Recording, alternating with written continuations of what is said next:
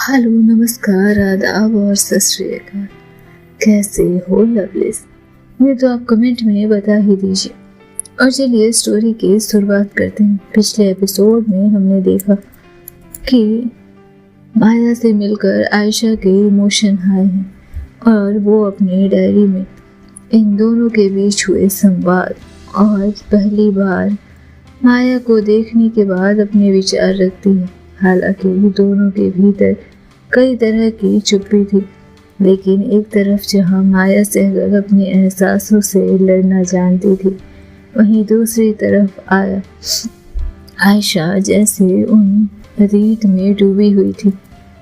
कदम रुक गए थे, दिमाग वहीं ठहर गया था जहां उसने माया को पहली बार देखा था, और अब उन इमोशन से लड़ते हुए रात की खामोशी को घेरती है, संभालती है खुद को, और फिर से अपनी डायरी के पन्नों में जैसे माया को कैद करना चाहती है।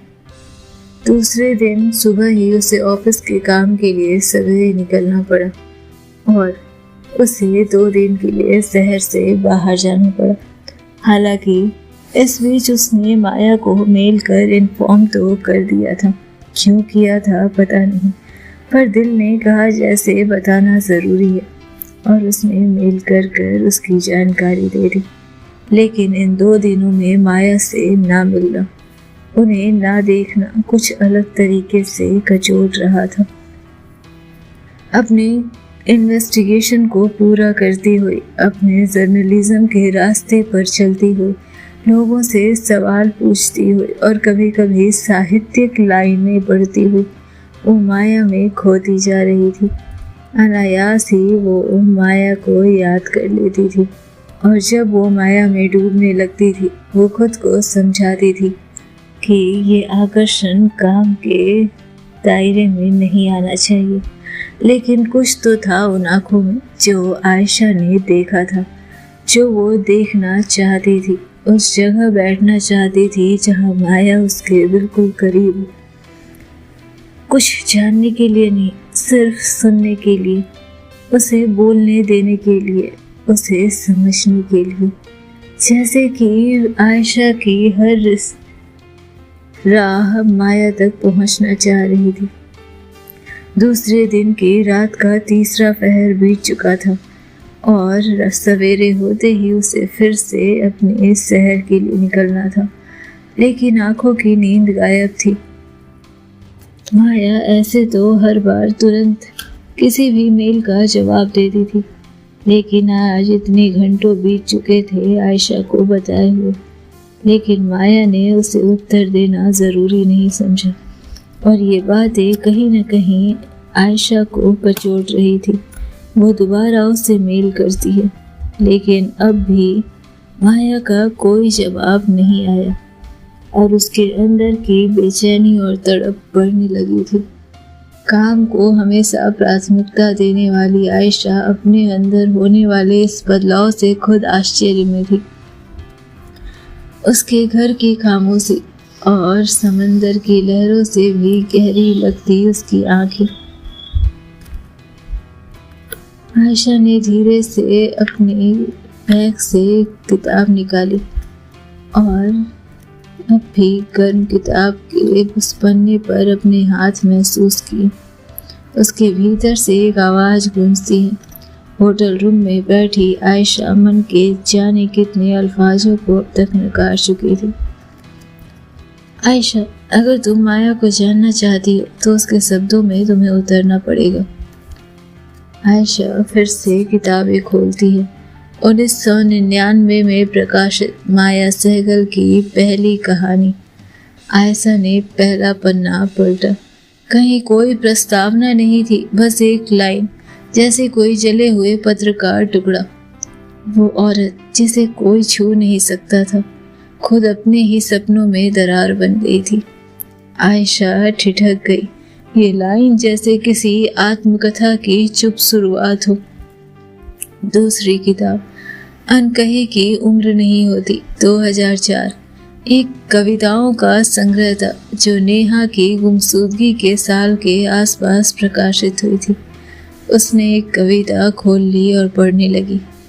मैंने एक लड़की को देखा था जो बारिश में भीगती नहीं थी, शायद बारिश से नफरत करती थी।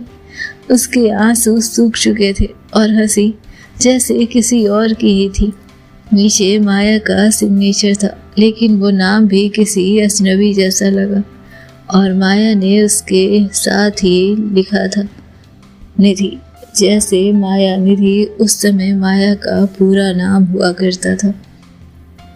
आयशा तीसरी किताब निकालती है। 2007 में प्रकाशित नहीं हुई, लेकिन लिखी हुई एक निजी पांडुलिपि में। तुम्हारी याद। ये कहानी बिना छपे पन्ने में थी, हाथ से लिखी हुई। शब्द टेढ़े मेढ़े जैसे किसी रात शराब और आंसू की मिलावट में लिखे गए हो। एक पन्ना जो अलग से फोल्ड किया गया था खुलते ही बोला, नेहा, अगर तुम्हें कभी ये पत्र मिले तो जानना मैंने तुमसे मोहब्बत सिर्फ उस दिन की नहीं की थी जब तुम मुझे रहने दो कह कर गई थी, बल्कि हर उस रात भी की जब मैं खुद से कहती रही कि मैंने तुम्हें खोया ही नहीं है। आयशा की आंखें जैसे उस नाम पर ठिठक गई थी। अंदर कुछ था जो ये सोचकर जल उठा था कि इस गहरी कहानीकार की कोई संगिनी भी रह चुकी थी। आज उस जगह से उठाए माया के वो किताब संग्रह जैसे आयशा को कई राग दे चुके थे, जैसे आयशा के लिए माया की कई कहानी खोल चुके थे। पब्लिशर ने उसे बताया था कि माया सहगल की तरफ से ही रिक्वेस्ट आई थी कि इस कहानी को, इस किताब को ना छापा जाए, और वो जब लेने आई तब ये किताब उसे मिली नहीं, जिसके लिए माया सहगल काफ़ी परेशान रही थी। काफ़ी दिनों तक छानबीन की थी, लेकिन ये उसे नहीं मिली। आयशा चौंक गई थी और फिर वो इसे अपने पास उठा कर ले आई थी। किताबों में माया थी। आज आयशा जमीन पर बैठी थी, चारों ओर बिखरी हुई किताबें, हर किताब माया की परत दर परत। उसने अपनी डायरी खोली और लिखा, माया सहगल को जानना जैसे खुद को दूसरी भाषा में पढ़ना, एक ऐसी भाषा जिसमें विराम ज़्यादा हो, शब्द कम, और जहाँ हर अधूरी पंक्ति में किसी का नाम गूंजता हो, वो नाम जो शायद ही अब माया के होठों से निकले, लेकिन यदि निकले तो किस तरह से निकले। वो ये देखना चाहती थी, वो ये महसूस करना चाहती थी। रात फिर से अपने घने साए बुन रही थी।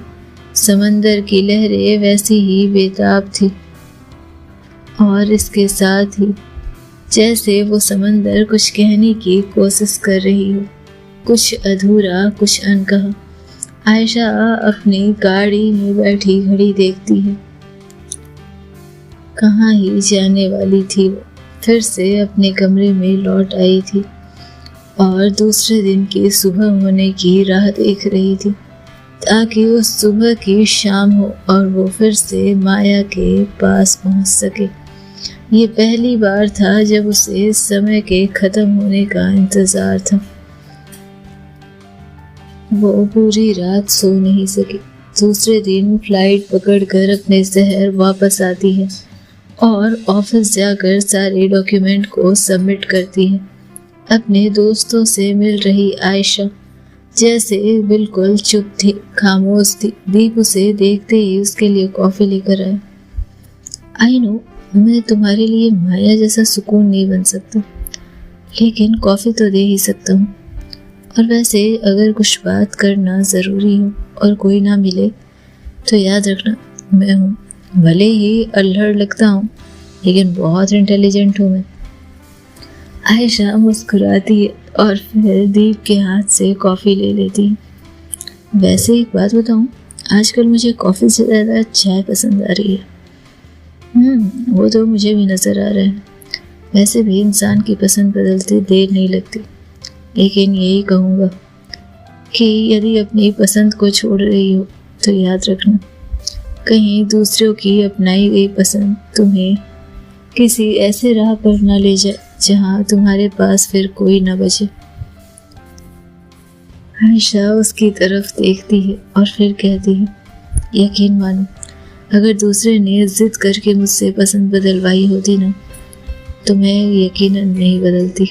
तुम जानते हो मुझे, लेकिन वो चाय जैसे मुझे खुद पसंद आ रही है, वो चाय, साथ में चाय पीने वाले लोग, जब कंपनी अच्छी हो, तो अगर वो दर्द के रास्ते पर भी लेकर जाए तो वो दर्द हल्का हल्का ही होता है, मीठा सा एहसास देता होगा।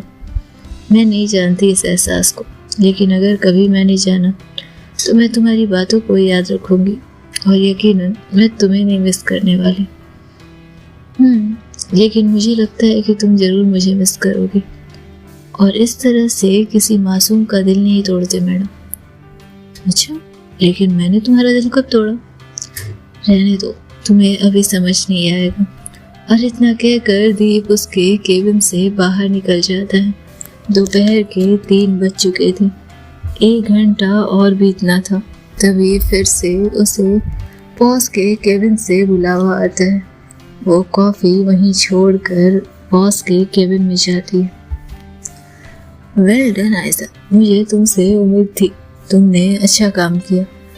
वैसे माया सहगल वाले केस, सर, माया सहगल वाले केस के लिए आपको मुझे टाइम देना पड़ेगा, और अगर आप मुझे टाइम नहीं दे सकते हो तो ये रही केस फाइल, आपको जिसको इस केस को देना है दे दो। आयशा बखूबी जानती थी कि इस केस को हर किसी ने ठुकरा दिया है। रॉय उसकी तरफ देखते हैं। ठीक है बाबा, वर्मा सर नहीं है तो मैं तुम्हें वक्त दे सकता हूँ, लेकिन 15 दिन के बाद वर्मा सर आएंगे, और अगर तब तक कुछ नहीं हुआ तो आई मस्ट से तुम्हें कोई दूसरी जगह देखनी पड़ेगी। सर, मैं तो खुद चाहती हूँ कि मैं यहाँ से निकलूँ, वर्मा सर ही नहीं निकलने देते। वो कहते हैं कि ये मेरा होनहार कलम है। अब बताओ कि मैं यहाँ से निकलूँगी नहीं तो कहीं पहुँचूँगी कैसे? वैसे तुम्हारे और वर्मा के बीच तो मैं भी नहीं आ सकता, लेकिन हाँ, कभी अगर और किसी चीज़ की ज़रूरत पड़ी या कोई मदद चाहिए हो तो बताना, शायद मैं तुम्हारे किसी काम आ जाऊँ। आयशा मुस्कुराती, थैंक यू सर, और हाँ, ये 15 दिन देने के लिए और भी ज़्यादा थैंक यू। और वो केबिन से निकलने लगती है। तभी रॉय कहता है, वैसे सुनो, माया से जब भी बात करना, दहलीज का मान जरूर रखना।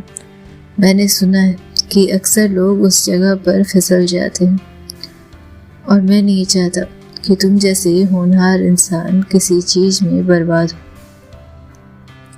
आयशा उनकी तरफ देखती है, मुस्कुराती है और फिर केबिन से बाहर निकल जाती है। सब उसे माया से बचने की सलाह दे रहे थे। बर्बादी के रास्ते से पहले काफ़ी लोग हमें सलाह देते हैं, लेकिन कुछ राहें ऐसी होती है जिन पर आगे बढ़ना एक आखिरी रास्ता होता है। शाम के 5 बज चुके थे। आयशा अब ऑटो से निकल चुकी थी और वो माया के घर तक पहुंचती है। उससे पहले आज सुबह ही उसने इंटरव्यू के लिए समय मांगा था, जहां माया उसे शाम के 6 बजे तक आने का कहती है। माया उसे खुद बुला रही थी और ये पहली बार था। दरवाजा इस बार बिना खटखटाए खुला और आयशा कहती है, वैसे मैं काफ़ी पहले आ गई लगता है। माया उसे ऊपर से नीचे देखती है थोड़ी देर, और आयशा को लगा जैसे ये थोड़ी देर काफ़ी देर तक के लिए था। और फिर माया मुड़ते हुए कहती है, तुम वक्त से 5 मिनट लेट हो। हल्की हंसी थी उसने और सोफे पर बैठ गई थी। मैंने सोचा था कि लेखकों को टाइम की परवाह नहीं होती। लेखक सिर्फ शब्द में बहते हैं, लेकिन जब बात इंटरव्यू की हो तो समय भी मायने रखता है। आयशा अंदर आई, बैग एक कुर्सी पर रखा और सामने बैठ गई। तो आज क्या पूछने वाली? गहरी चोट के निशान। मतलब? आपने कहा था कि कुछ चीजें दोबारा नहीं की जा सकती। आयशा ने सीधे मुद्दे पर आते हुए कहा। हाँ, कहा था। तो क्या ये सच में सच है? ये बस खुद को दिलासा देने का एक तरीका निकाला है आपने? ये सब ये तुम्हारे इंटरव्यू का पार्ट है? बिल्कुल। लेखक झूठ बोलने वाले की आंखें भी पढ़ लेते हैं। वैसे तुम सच बोलकर अगर पूछो तो मुझे ही ज़्यादा अच्छा लगेगा। माया हल्का मुस्कुराती है और आहिस्ता जैसे सकपकाते हुए नजरें नीची कर लेती है। तुम सवालों से ज़्यादा गहराई में खोदती हो। अच्छी बात है, क्योंकि मुझे लगता है कि आप जवाब देने से बचती हैं। माया थोड़ी देर चुप होकर आयशा को देख रही थी और माया की आंखों की इंटेंसिटी आशा के पूरे पूरे शरीर को जैसे लहूलुहान कर रही थी। अपनी ही जगह पर अनकंफर्टेबल होती आयशा को देखते ही माया मुस्कुरा उठी और धीरे से कहती, काम डाउन। और तुम्हारे सवाल का उत्तर, कभी कभी कुछ चीज़ें इतनी टूटी होती है कि उन्हें जोड़ने की कोशिश ही दर्द देती है, और अगर वो चीज़ खुद वापस आ जाए तो। क्या तुमने कभी टूटे हुए शीशे की किरचें उठाई है? माया ने दोबारा सवाल किया। हाँ, तो फिर तुम जानती होगी कि वो उंगलियों को जख्मी कर सकती है, लेकिन कभी कभी उन्हीं किरचों से तस्वीर भी बनती है। माया ने पहली बार उसे थोड़ा गौर से देखा। बनती होगी, लेकिन उस किरचों को हाथ में पकड़ने पर हाथ की लकीरें, हाथ के निशान और हाथ के चमड़े सभी जैसे अपने असली रूप को बदल देते हैं। तुम बहुत ज़िद्दी हो आयशा।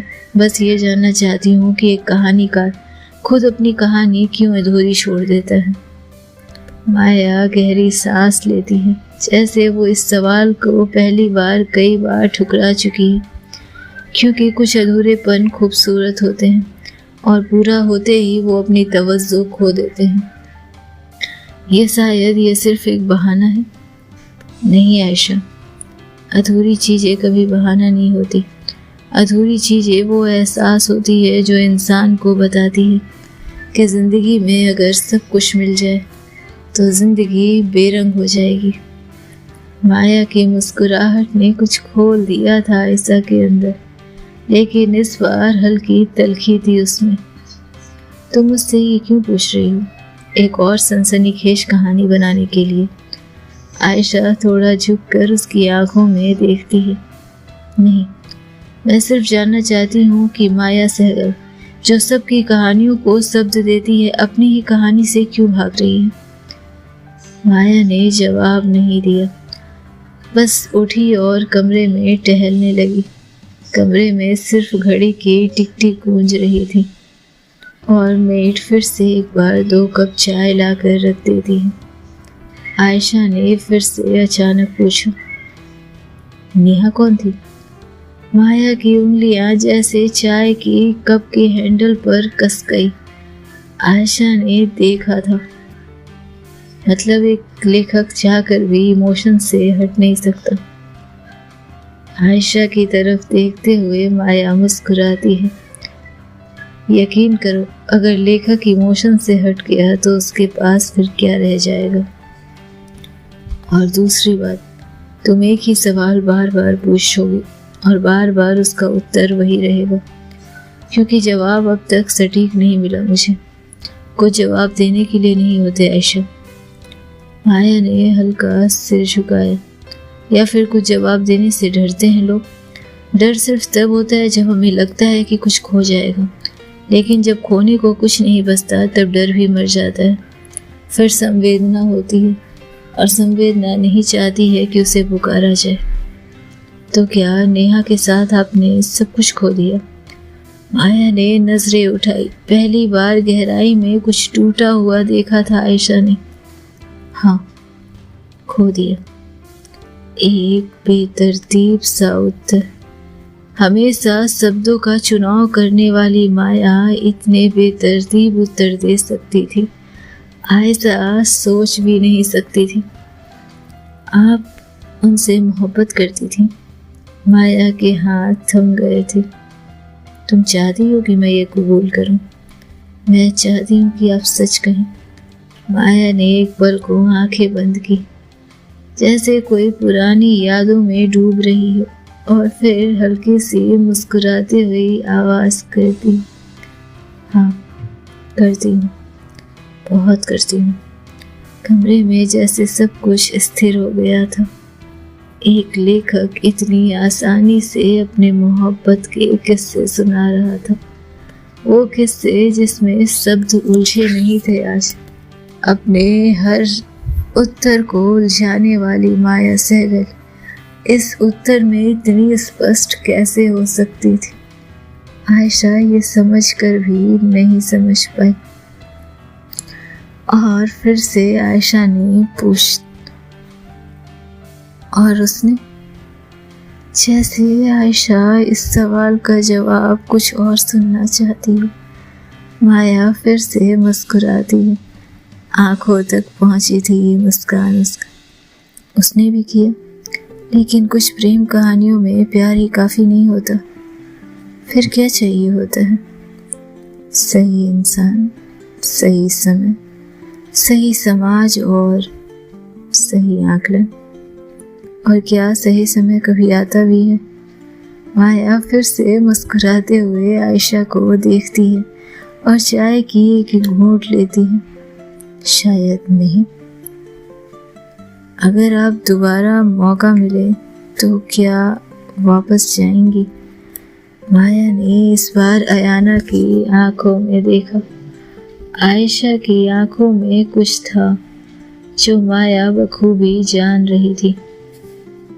माया उससे पूछती है, क्या तुम अतीत में जा सकती हो? तो तुम क्या बदलना चाहोगी? आयशा ने सोचा, शायद नहीं। और अगर अतीत में जाती तो कुछ बातें जरूर पूछना चाहती कुछ लोगों से। मैं भी। तो फिर पूछिए। माया हल्का मुस्कुराती है। किससे? नेहा से। माया ने कोई जवाब नहीं दिया, लेकिन उसने वो मुस्कुराहट दी थी जैसे नेहा का नाम आज भी उसके होठों पर कोई न कोई अल्फाज लेकर आ जाता था, कोई न कोई एहसास लेकर आ जाता था। प्रेम का ये कैसा रूप था कि बरसों बाद भी माया सहगल उस एक नाम पर यूं ही मुस्कुरा देती थी। माया ने कोई जवाब नहीं दिया। आयशा चुप्पी को पढ़ लेती है और नोटबुक बंद करते हुए उठ खड़ी हुई। कल फिर आऊंगी। क्या तुम हर दिन मेरे दरवाजे पर एक नया सवाल लेकर आओगी? आयशा हंसती है। जब तक आपके पास जवाब खत्म नहीं हो जाते तब तक शायद। हाँ। माया उसे देखती है और उसके थोड़े करीब जाते हुए कहती है, मैं लेखक हूँ आयशा। मेरे पास जवाब खत्म नहीं हो जाते और हो भी नहीं सकते।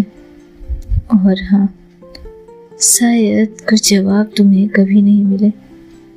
आयशा का दिल तेजी से धड़क गया था और माया ने उसकी आंखों में से महसूस किया था।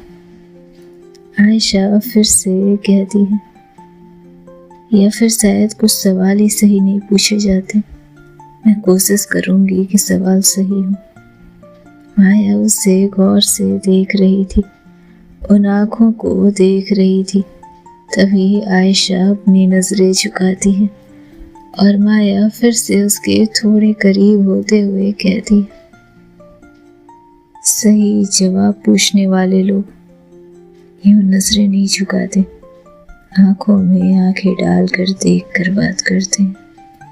और यदि सही सवाल पूछने का हुनर रखती हो तो पहले आंखों में आंखें डालकर देखना सीखो, बातें करना सीखो। आयशा एक अनकंफर्टेबल स्माइल हंसती है और फिर दरवाजे की तरफ बढ़ती है।